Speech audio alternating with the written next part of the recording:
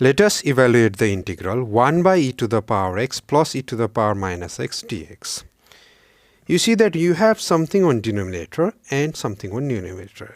Generally in this kind of situation, what we do is we get something on denominator such that its derivative is numerator.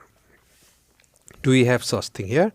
We have e to the power x, derivative of e to the power x is e to the power x, but we don't have e to the power x in the numerator.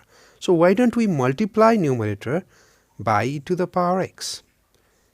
But once we multiply numerator by e to the power x, integrand are not equal.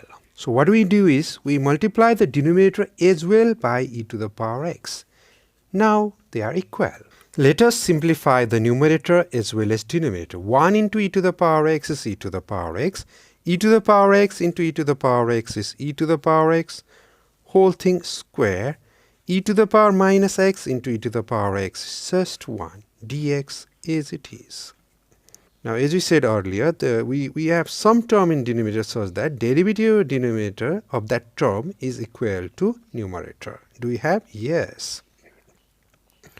So let e to the power x equal to t. Then dt dx equal to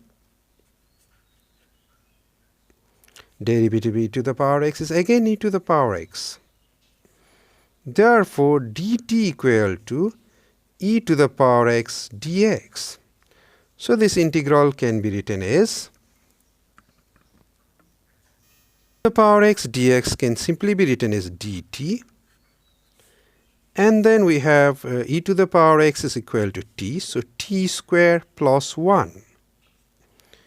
Now, integral of 1 by t square plus 1 dt is tan inverse of t.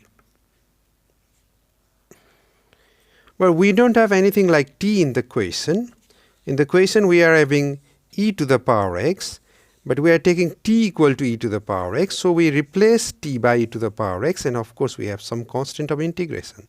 So this integral is equal to tan inverse of e to the power x plus some constant, and we are done.